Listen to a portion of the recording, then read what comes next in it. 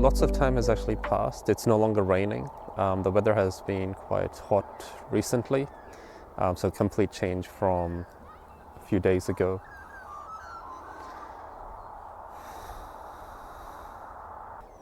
Okay, so lots of time has actually passed. We are no longer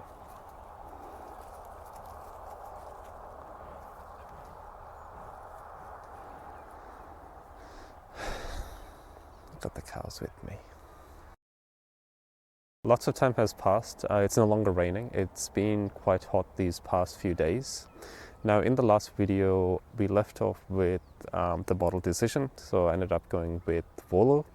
And in this video, we are going to continue through with how I managed to do the training, the validation results, what changes we made based on those validation results, the testing that we did, and the results that we achieved. So starting with the model itself, the first thing that we had to do was try to replicate the VOLO model.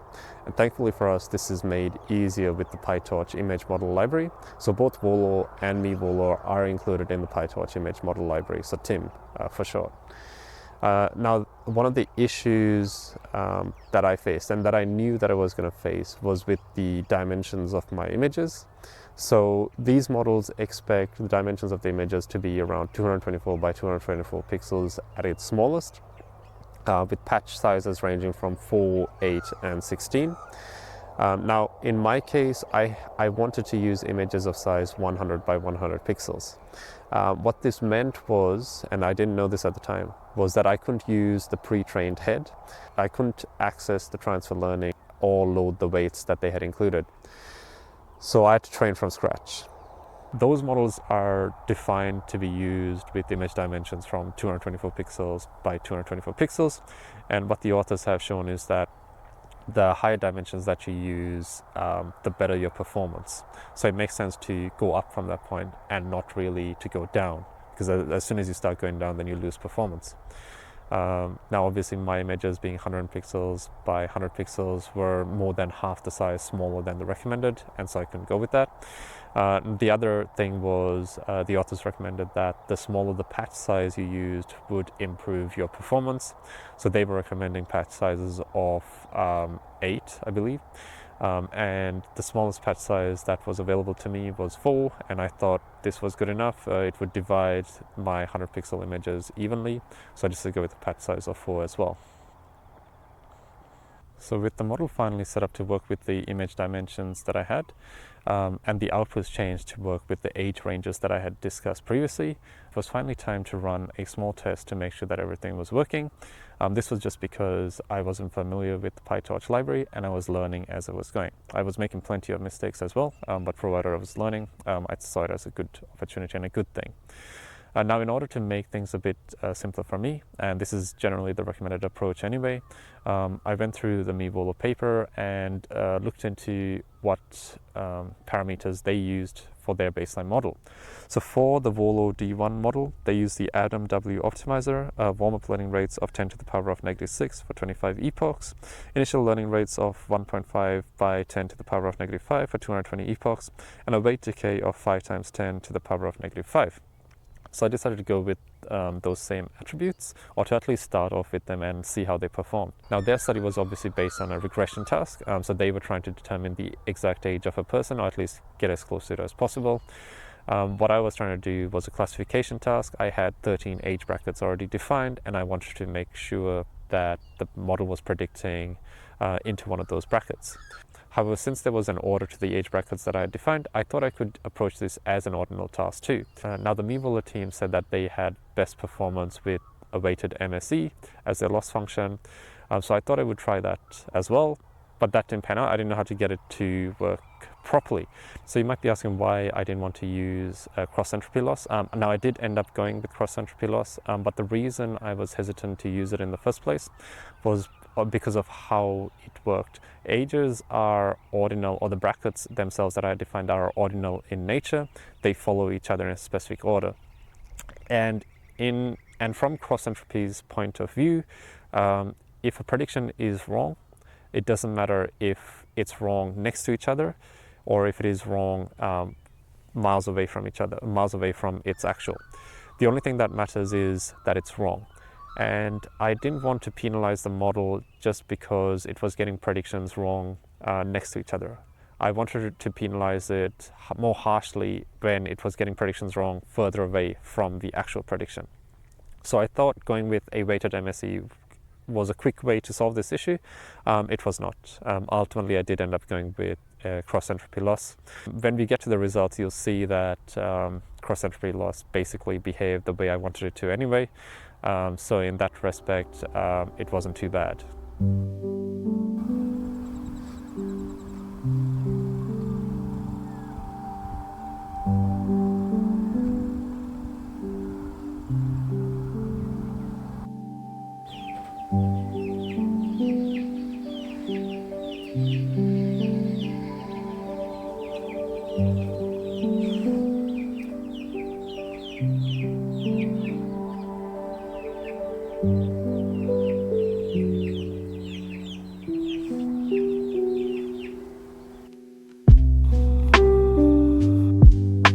In terms of training, it took me a while to get the CUDA version to work. Training with the CPU took about 70 seconds to do 1,000 images. So extrapolating that for 39,000 images, so that's 3,000 images for each of our 13 age brackets, was likely going to take 45 minutes to do one epoch. Now, with the GPU enabled and fixed and working, we went through 3,000 images in a minute. So extrapolating that for 39,000 images, it was likely going to take 13 minutes to do a single epoch. So it was going to be much, much faster than training just with the CPU. So if you're deciding whether you want to train on CPU or the GPU, that's just a bit of an idea of how much time you could save training on a CUDA-based GPU. So if you have a CUDA-based GPU, then by all means use it. So when it came time to the training, there were a few things with the scheduler that actually tripped me up. So with the cosine learn and rate scheduler and with the PyTorch image model library, what I learned was that you have to be explicit in the total number of epochs that you're running for, that you tell the scheduler that you're running for, what the current epoch is, and also the total number of warm-up epochs to perform. So all of this information is used by the scheduler itself to set the learning rate appropriately. Eventually, I did get the training to complete. We started with an average batch loss of 2.609 as tested on the validation dataset. Our best model that we created, so the best model was created in epoch 196, achieved an average batch loss of 2.368. So it wasn't significantly better than our starting average batch loss, which was surprising. So given that, we dug into the results and what we found was that the majority of age brackets achieved less than 20% accuracy, except in the case of the 12th bracket, so the 76 to 200 age range, where we found a large proportion of misclassifications. I found a positive trend where our predictions were clustering around their actuals, with bright spots being the 0 to 3 age bracket and the 76 to 200 age bracket.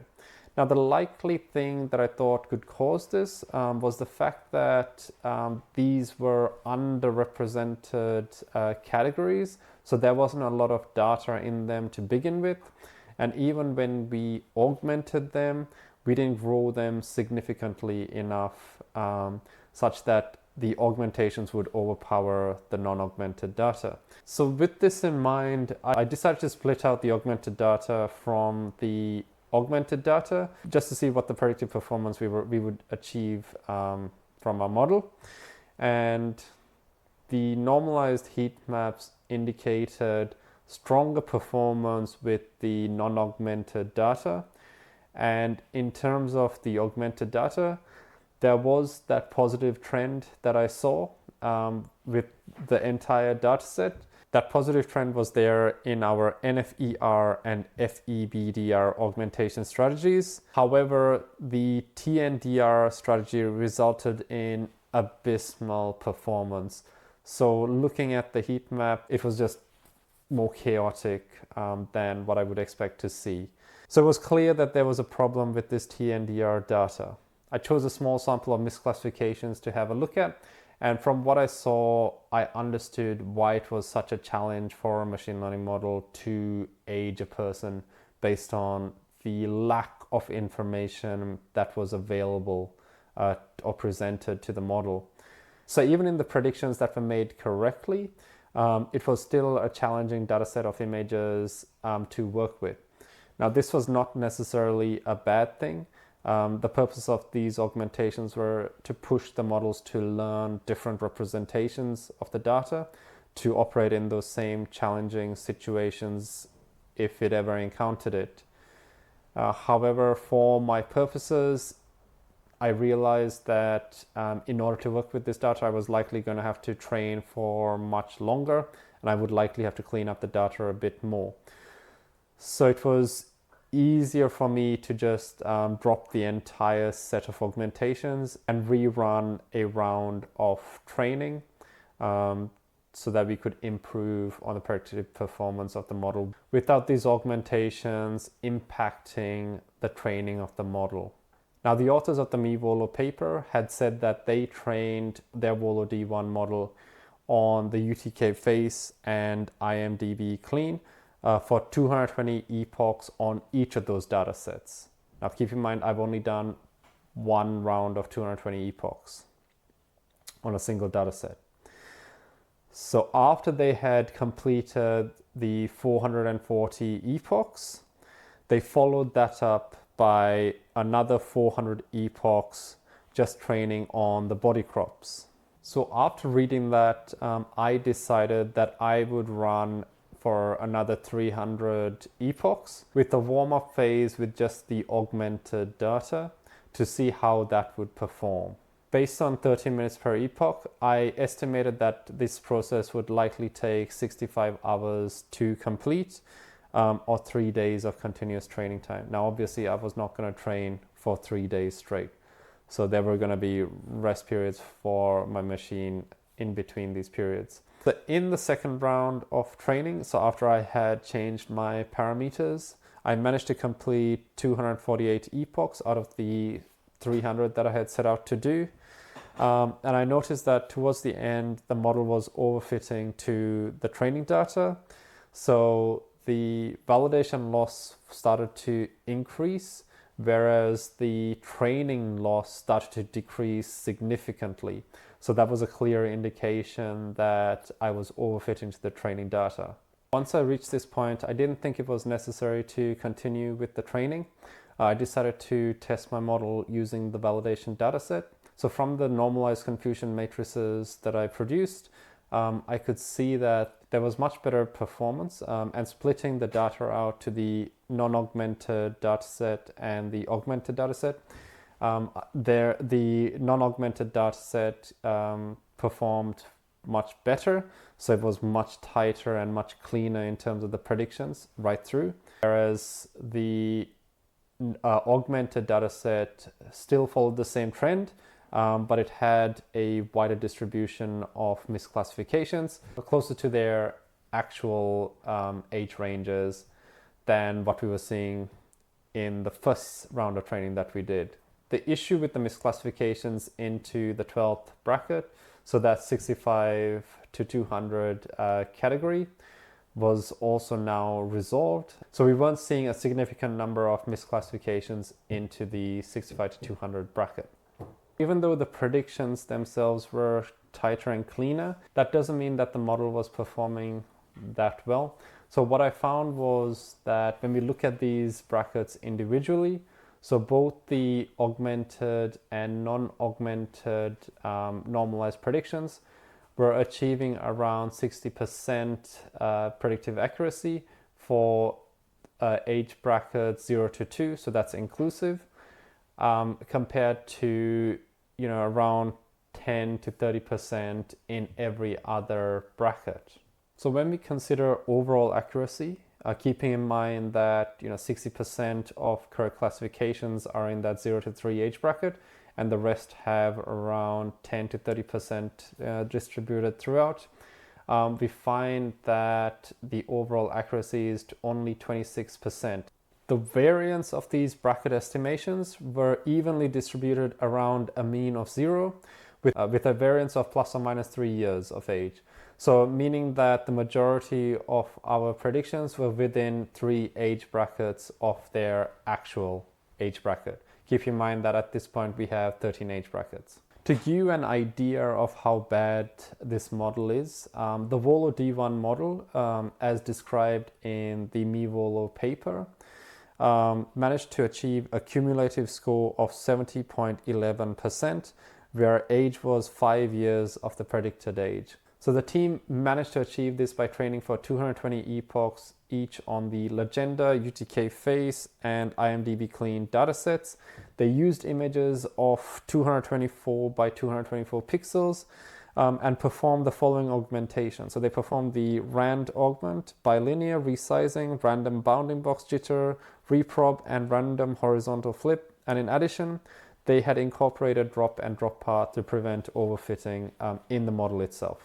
So in contrast, I trained for a much shorter period of time, only 468 epochs, and only on the Lagenda dataset. I did not train on the UTK face or IMDb clean datasets. In addition to that, I used a different set of augmentations.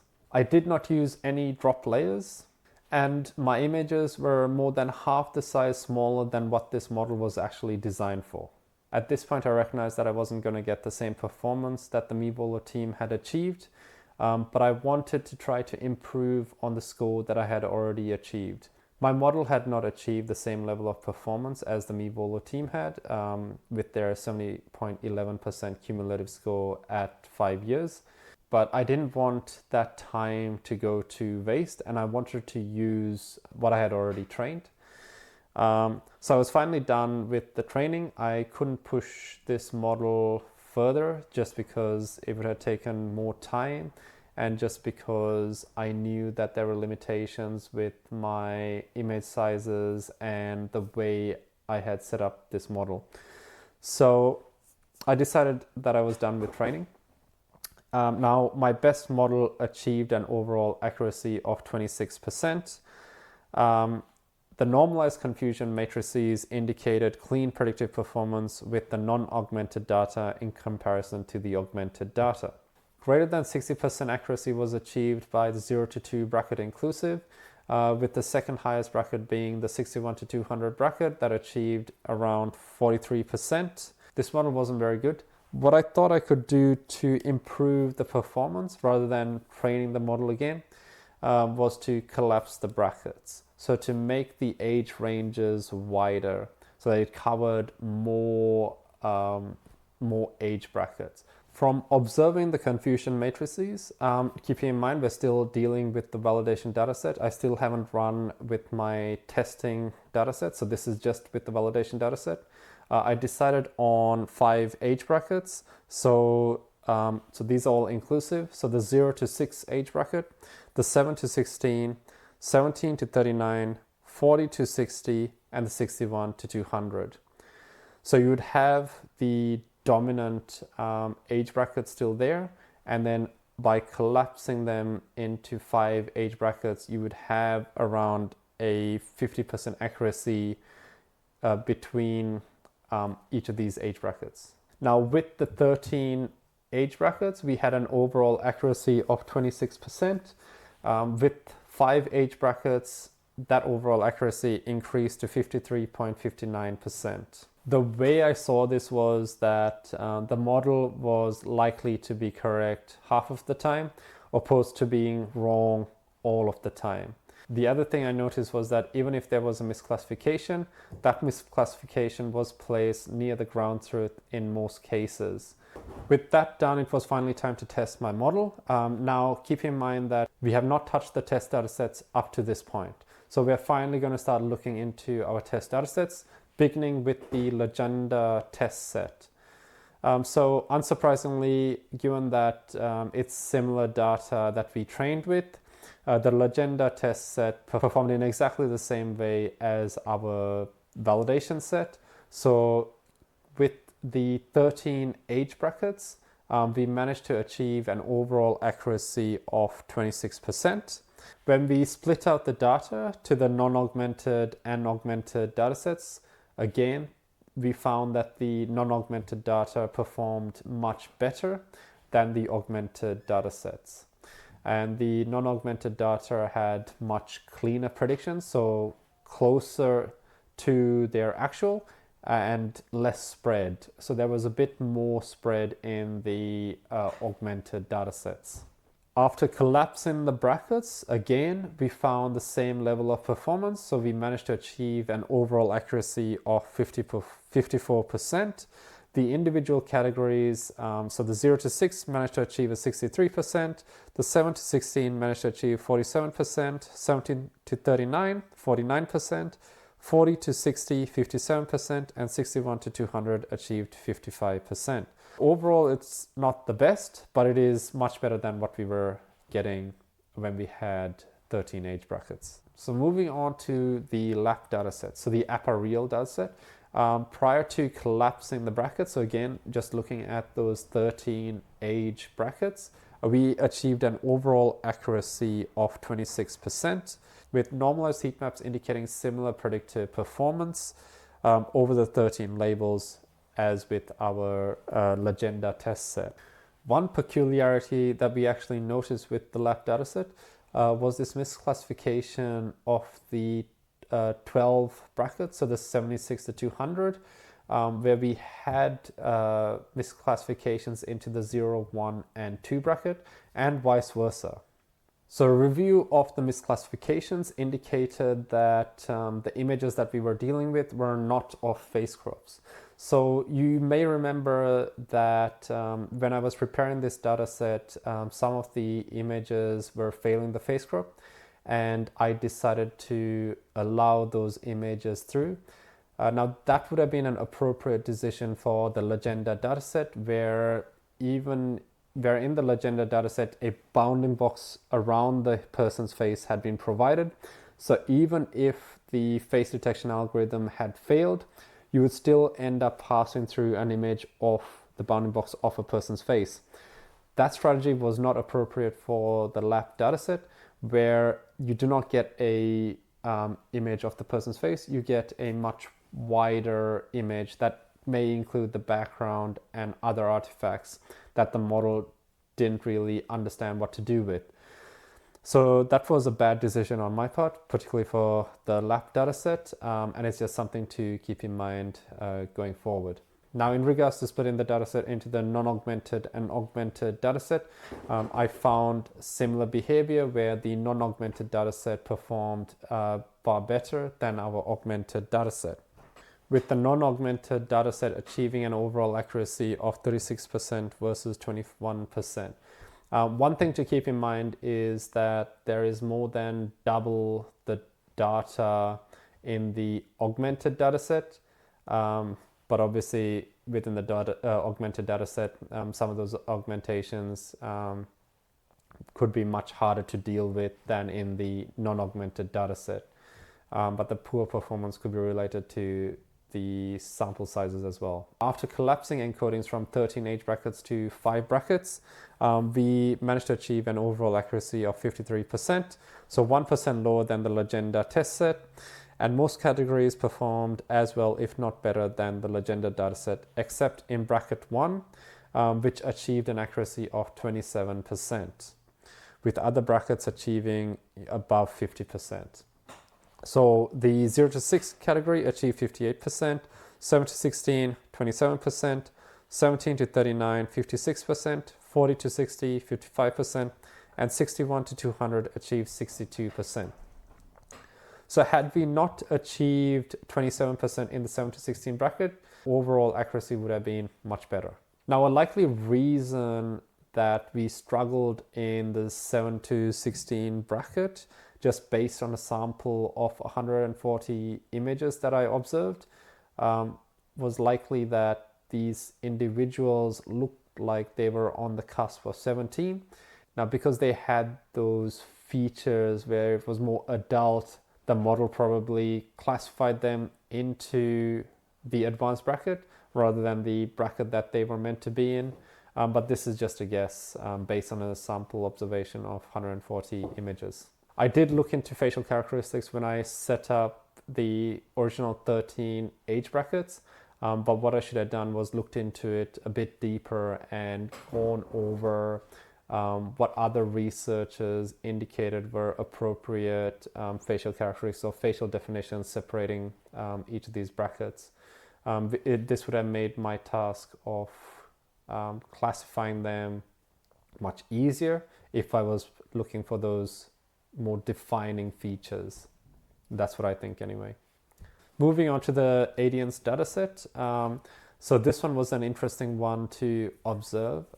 So starting with the 13 age brackets. So after looking at the normalized heat maps for the 13 age brackets, it was immediately obvious that you have one bright spot with up to 80% accuracy in bracket 0, and then slowly over time that the predictive accuracy also spreads. So there are, wider misclassifications and predictions aren't placed next to each other as you approach bracket 12, with the overall accuracy being around 32%. Analysis of the non-augmented and augmented normalized heat maps revealed tight and clean predictive performance from bracket 0 to bracket 5, after which point we started to notice more misclassifications, and that's just spread out, those misclassifications spread out further the closer we got to bracket 12. Now bracket 5 was interesting, so because bracket 5 was our largest bracket, which contained up to 15,247 records.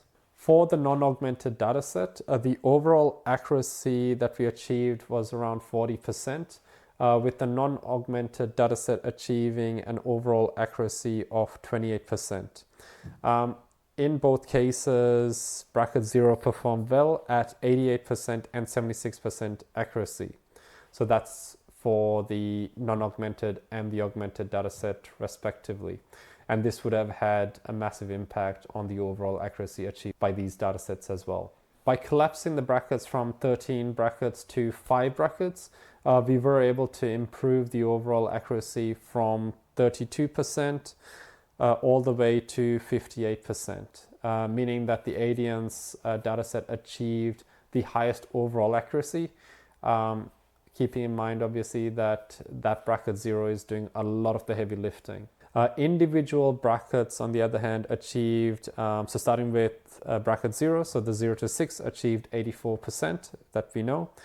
Bracket 1, 7 to 16 achieved 48%. 17 to 39 achieved 54%, 39 to 60 achieved 44%, and 61 to 200 achieved 39%. Bracket 0 achieved an accuracy of 84%. Brackets 1 through 4 achieved lower than normal accuracies when compared to our other datasets. So bracket 4 in particular did poorly. This was likely because it didn't have a large quantity of data. Brackets 0 and 2 had the largest quantity of data with 13,000 and 22,000 records respectively. However, bracket 0 obviously outperformed every other class. So I'm not sure if this has any bearing on that. In summary, I originally set out to train a model to classify tight face crops of an individual into one of 13 age brackets. However, I could not achieve this. Instead, I had to collapse the age brackets from 13 into 5 in order to make use of the model. Now, all testing up to this point was based on the validation dataset, after which point I used my best model to test the test datasets. So Lagenda test, Adience, and the APPA-REAL dataset. A review of the 13 age brackets against the test datasets showed that bracket 0, so ages 0 to 6 inclusive, performed far better than any other bracket that we had. What's more, the non-augmented data in all cases had much cleaner predictions and much tighter predictions, where there weren't as many misclassifications further away from the ground truth.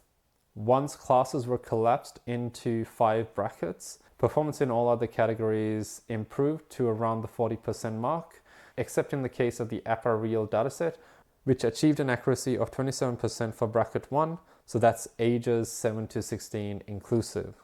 With 35% of misclassifications into bracket 2, that's ages 17 to 39 inclusive. An investigation into this bracket revealed that the model was likely struggling with faces on the cusp of 17. and were likely misclassifying them because there weren't any strong defining features separating these brackets. And so likely introducing better bracket definitions where facial features are more dominantly apparent would likely improve this situation. With that out of the way, the question now is, would I actually use this model? And the short answer from me is yes, I would. The reason is that even though it is a flip of the coin whether it makes the prediction correctly, the strength of this model really lies in the fact that more likely than not, it's going to place that misclassification next to the ground truth. And for my purposes, where I want to order a set of images of a person from youngest to oldest, this doesn't, it doesn't matter if it gets the order wrong. Now, there's nothing mission critical about this model. If it gets the classification wrong and it's obviously wrong, then I can go in and I can flip the images around, and nothing bad happens as a result of that. Now, would I use this model forever? The answer is no.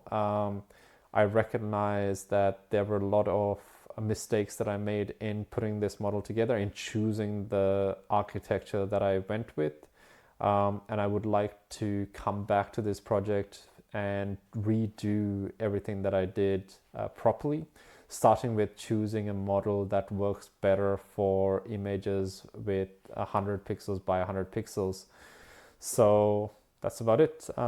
Thank you for joining me on this journey. I hope you learned something. I know I learned so many things, and the augmentation strategy is something that I'm really keen to look into. And I'm also really keen to check out the different models and dig into my results a bit more. I want to understand what augmentations and what strengths of augmentations worked best for my scenario. And all of that data is just sitting there waiting for me to look through it. So I don't know if that'll be a video, but it's certainly something that I will enjoy looking at. So yeah, thank you for joining me on this journey. And yeah, I don't know what will come next, but I'll see you.